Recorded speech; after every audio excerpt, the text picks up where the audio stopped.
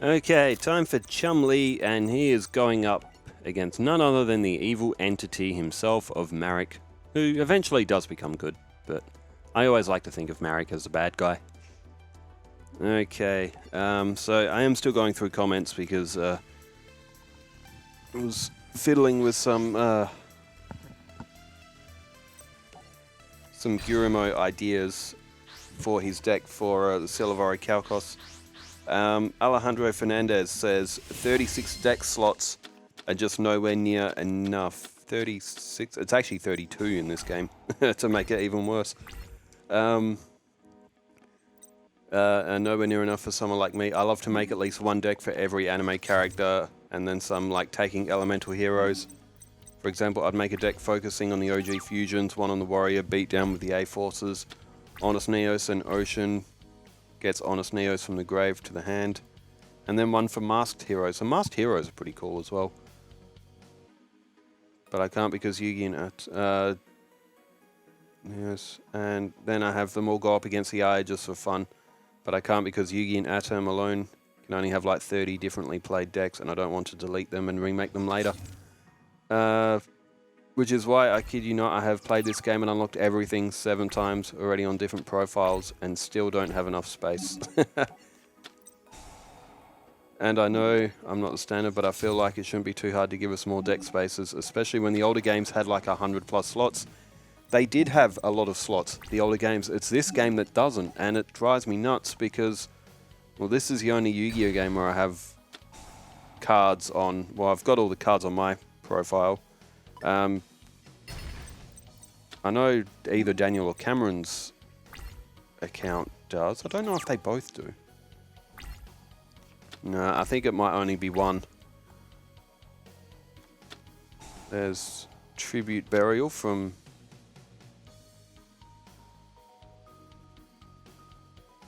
Marik. Moonwolfie says, that first battle, holy hell, load up the field and use 2 of those big animals on parade just to throw a ton of power out. Ishizu got flattered in 9 turns. That duel was a bit of a marathon so far. Chum is undefeated. I could easily see Seeker going full-on troll years later by using Gravity Bind, Level Limit Area B, multiple swords, Revealing Light, Swords of Concealing Light, multiple negate attack. On top of Dark Door, Yellow Luster Shield, unlimited cards, and Stumbling, especially if you ignore the card limit. Same with Threatening Roar. That can just go click, end of battle phase as well. As Boganian is now reduced to 0. That Sea Koala, how many times has Chum got the good use out of that and just turned a duel around with it? Crimson Maelstrom says, let's go Chum, could a 15 and O record be in the cards? I don't think so.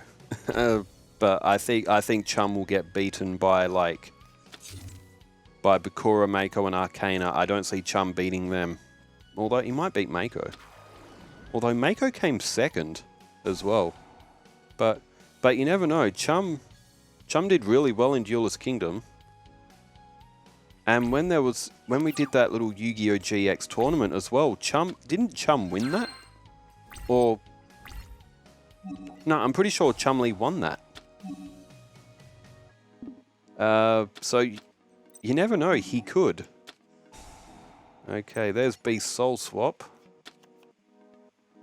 Ah, clever, that will get rid of the effect of holding arms. Zukowski says, Chumley earned himself a grilled cheese sandwich in that first match. That was for the Chum and Ishizu match. That was a good match too. Slinger 0083 says, don't know if they're in this game, but the Ignites could be a good option for Valen. They are armored fighters, kind of reminiscent of his armor cards in the anime. I did see that comment come through when I was flicking through earlier today. I did look at the Ignites, but a lot of them are pendulums as well, at least the ones in this game. And the pendulum effects and stuff, they will absolutely blitz Silivori Kalkos era.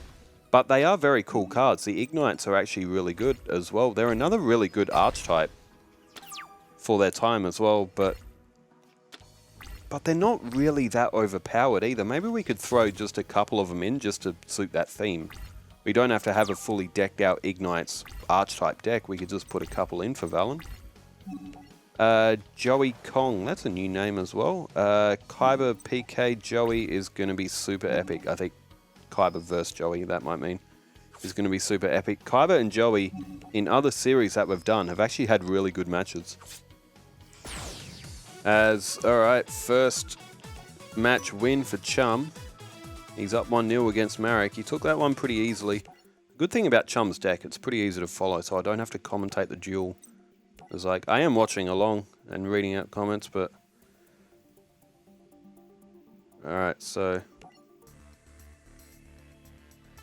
Heroic Challenger, 1000 Blades. You know what else is a really good archetype deck?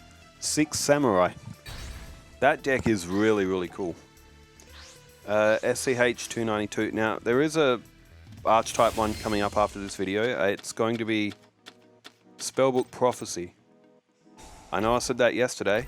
What happened is the hard drive, which I had that Duel contained on, I did the commentary for it, I did everything on it and went to put it together, and then the hard drive crapped itself. And I lost a lot of stuff. I think it was a terabyte hard drive and it had about 300 gigs left, so I lost about 700 gigs worth of videos. They weren't Yu-Gi-Oh stuff. Daniel and Cameron have backups and stuff of them. Anyway, but I lost a lot of GTA Vice City Stories videos, Mario and Donkey Kong videos, PS5 ones which I'd done and just never did anything with, but still... Yeah, it's never something that's good when a hard drive craps itself. You know they've crapped themselves when you plug them in and the hard drive starts making a beeping noise. Means the receptors or whatever it is that actually reads it into the computer isn't working. It probably could be fixed, but it's probably just going to cost more to fix it than what it's worth. I mean, I didn't lose anything really valuable on it. I'll have to reinstall all my Steam games again, but it's more just time that I lost. It's just not worth it. And the hard drive, the connection on it, it's been dicky for a while. I knew that one day it was going to happen. Still, it didn't change the fact that I wanted to boot it onto the highway when it did, because it was... I'm just glad though that I got the first 2 duels yesterday, so I didn't just have a blank day with no Yu-Gi-Oh stuff. But that's what happened. So we will see the Spellbook deck after this one, assuming this hard drive, which is a 2 terabyte one, it's bigger than the other one as well. Assuming this one doesn't have anything happen to it, which it shouldn't. This one's in relatively good condition. The other one, the one that crapped itself, that one had been very heavily used. That's why the input on it was so loose, and it just finally had enough. SCH292 says, if Seeker's deck was to buff up with Mirror Force, Gravity Bind, Threatening Roar, Thunder of Ruler, or more defensive cards, the other character and their decks would need to be buffed too. Yeah, they would. If we buffed... I think we did... When we were testing Seeker's deck, we did have Mirror Force in it. And what would happen is that the opponent would get an advantage and then instantly lose it, and then Seeker would win every time. And the duels would go for a very, very long time. We actually... if long-term watchers would remember, when we did some Seeker matches... I actually edited it in 2x speed because we kind of had to, because some of the duels were going for 45 up to an hour. So mostly we're around like 45 minutes, it's just too long. Midnight DB says, hell yes, desk bots are too OP for dual monsters, that's a 5D Zero deck. Yeah, like Valen didn't even put up a challenge against mine. In Valen's next match, we'll use a custom one we made for him. It's similar to the Gurumo deck that we've made, like sort of that sort of power. And we'll see what everyone thinks. Just Valen's a tough one because none of his cards exist. Midnight DB says, I think Divine Serpent was released after this game came out, but was added during a later update. That might explain why it's not in Darts' story deck. That's probably correct, actually. Another card you could add to Darts' deck is Draining Shield. It would boost his life points to make the cost of summoning Gar less dramatic, and also somewhat mimic the effects of Orichalcos Kyutora, negating damage, and Orichalcos Kyutora's gaining LPs from the anime. Did we add that to Darts' deck? Draining Shield. Chumley has just picked up a loss against Marik. Huh. Interesting. So it's 1-1. Chum has got to 1-1 quite a lot so far. I'm looking for Darts. Draining Shield currently isn't in, but I will absolutely keep that in mind. Darts did have life point recovery as a strategy in the anime, which I think is why the Aromage deck was put under Darts' character in this, because of the life point recovery. Emperor Pikachu says, way to go Chum, he deserves some grilled cheese. There's nothing better than cheese, man. Like, cheese is such a good food. Saxpack Abs says, my biggest complaint about the game, this is the game itself, Yu-Gi-Oh! Legacy of the Duelist, was after all the Duelist Kingdom duels with the likes of Panic, Taya, Maya and Bones and Joey, there's hardly any Battle City.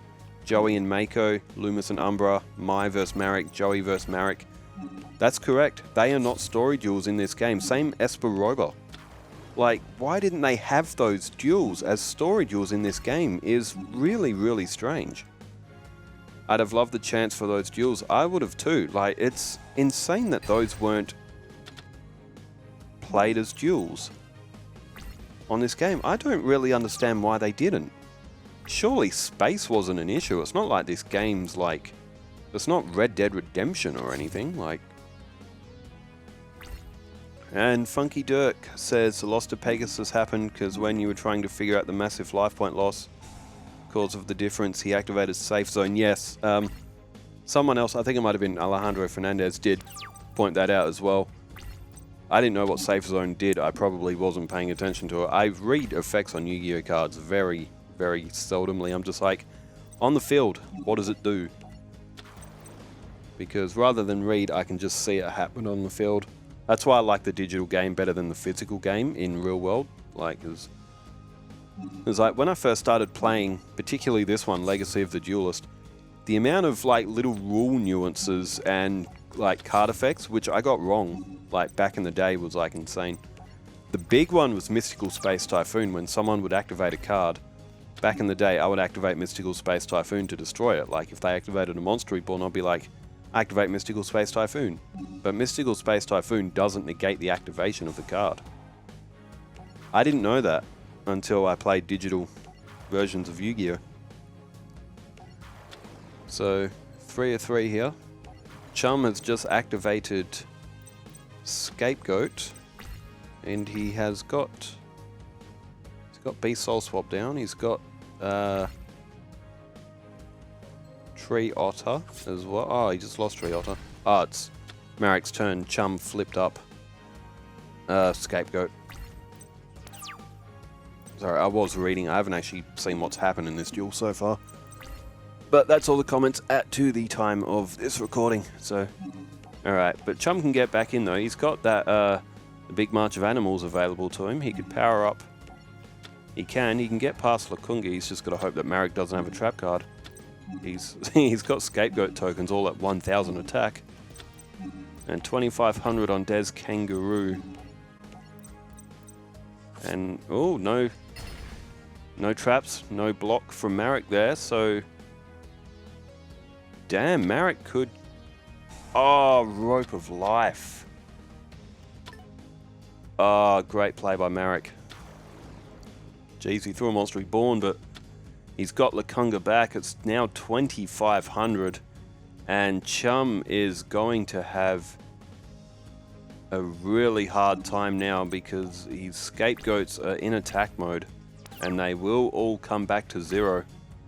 Chum, oh boy, yeah, he's in trouble here. It was a risk, but it was well worth it. Alright, that's Revival Jam that's on the field now. And it's as good as a direct attack. There goes a Scapegoat token. And there's Kangaroo. Chum doesn't activate Beast Soul Swap, or that wouldn't have mattered. And oh, he's just drawn a Sea Koala.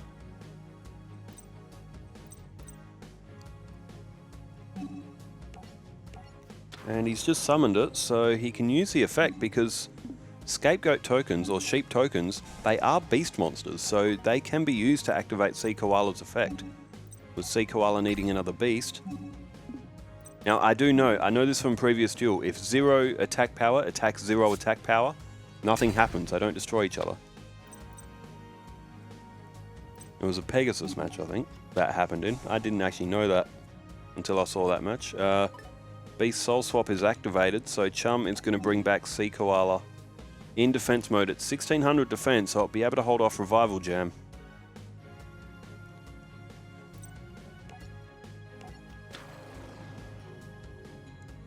Chum had a bit of a thought there. He may have been wondering if he could have activated the effect again, but no, I think the effect can only be activated in the main phase. The Sea Koala.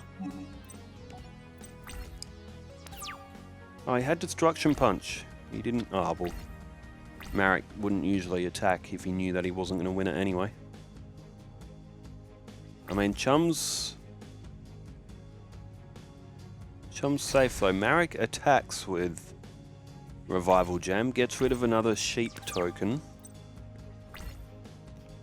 There's the Big March of Animals again.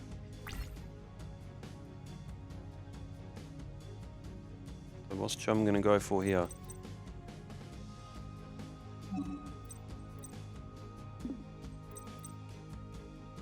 Oh, he's thinking about it. I wouldn't. I'd hold the defense and hope, but no, Chum's gone for it. There's the March of Big Animals, or the Big March of Animals again.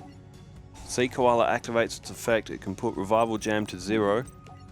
Although Marik will lose some points, but Chum's going to get basically a direct attack back with these Scapegoat tokens. I mean, he's still doing damage to Marik. Revival Jam activates its effect.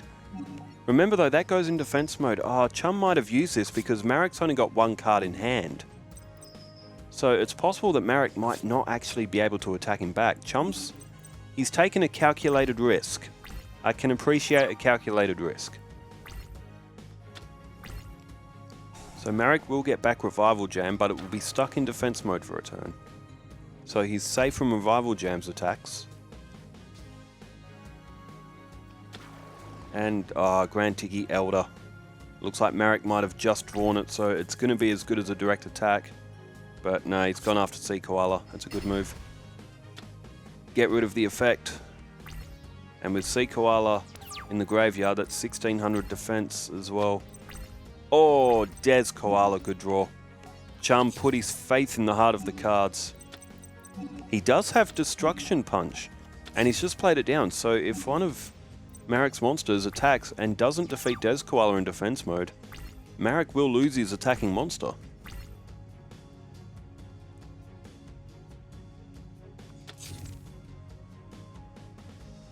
Marik's got 3 face down spell or traps. He's just put Revival Jam back to attack mode.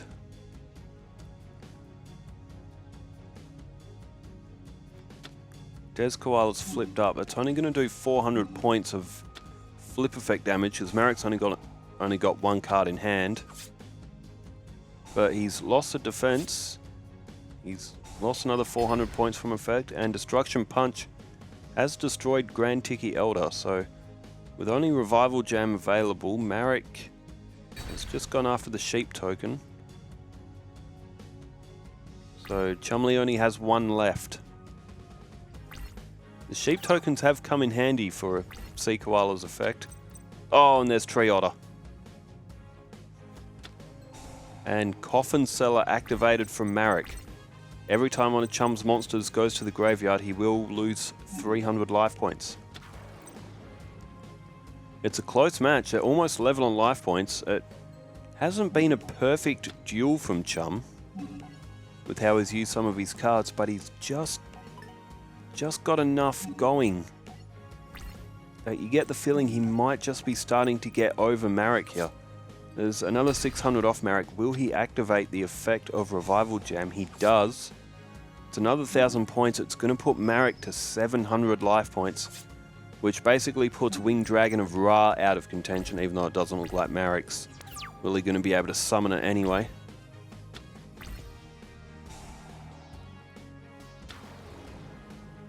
Alright, Revival Jam is back. It's in defense mode.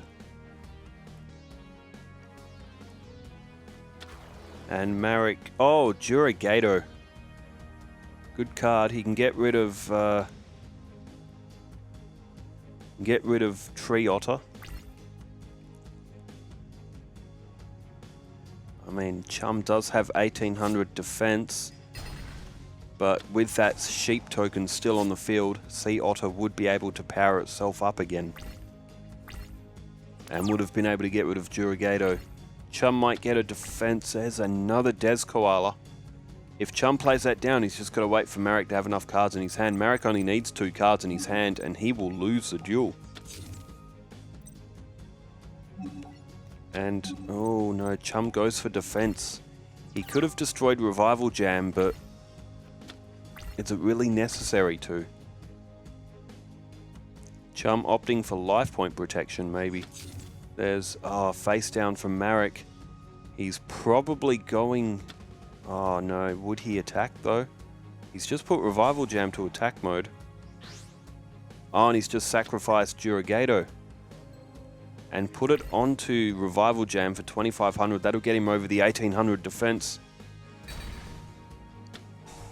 Coffin Cellar activates, does 300 points of damage. Chum has no cards in hand. And Marik's Revival Jam will still be at 2500 attacks. So life point wise, he's pretty good. There's Magic Jammer. If Marik has 2 cards in hand and Des Koala is flipped up, Marik will lose. Marik does not know that face down is Des Koala. He's now got 2 cards in hand.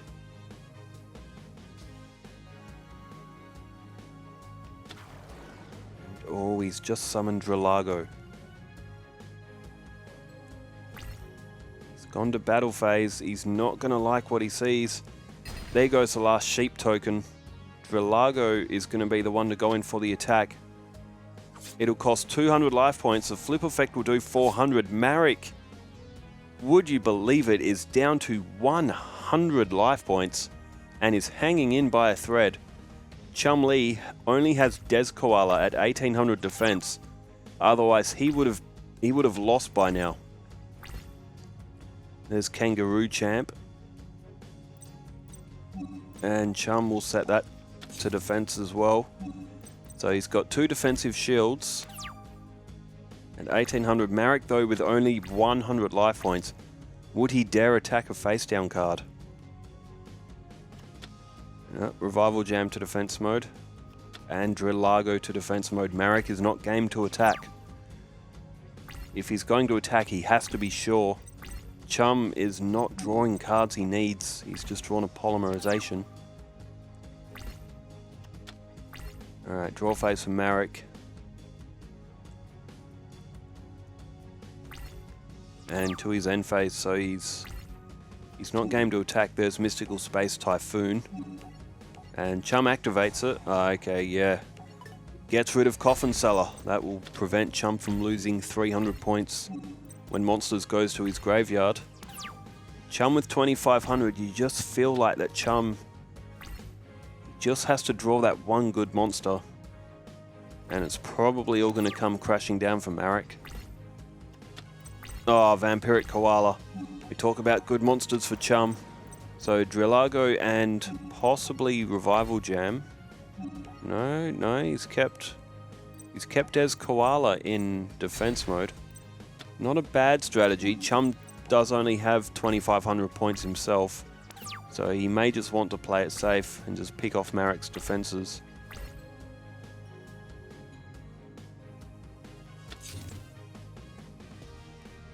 Another defense from Marik. Draw phase for Chum. It's another Kangaroo Champ. Not really the card he wants to see. Alright, Des Koala's now in attack mode, and that's going to go after Revival Jam. Alright, Revival Gem in the graveyard. Marik's face down defense. There is Wormdrake. Chumley is getting close. He only has to get one direct attack on Marik and this one will be over.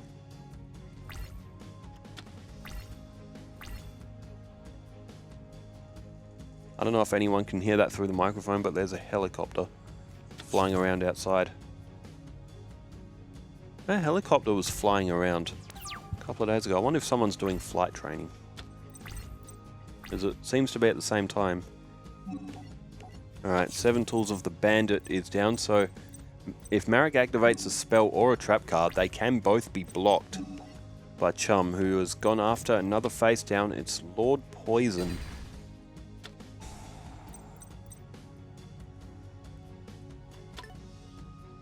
Well, there you go. That's actually able to special summon Lakonga to the field.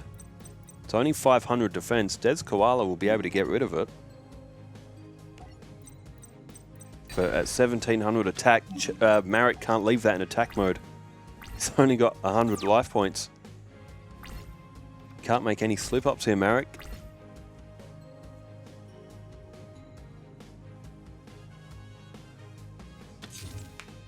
Exciting match. How is it going to finish? Marik has gone with another defense, but he may just be running out.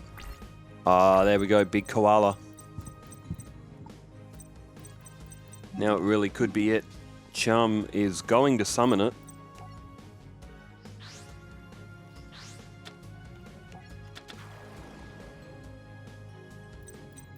Man, could this one be it? 2700 goes after Rogue Doll. And 1800 is on Holding Arms.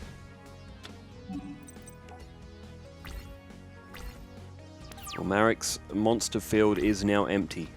Chum set to take the rest of Marik's life points, unless he has something in his hand to help here.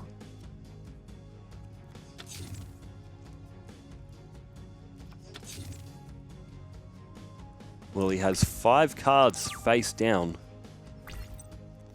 But he had 3 before and he wasn't really able to do anything. Does Marik have anything? Direct attack coming in. Marik. Oh, Malevolent Catastrophe. That'll destroy all spells and traps on the field. Chum can block it if he wants to. But we'll see in the graveyard. Remove Trap. Hidden Soldiers was one.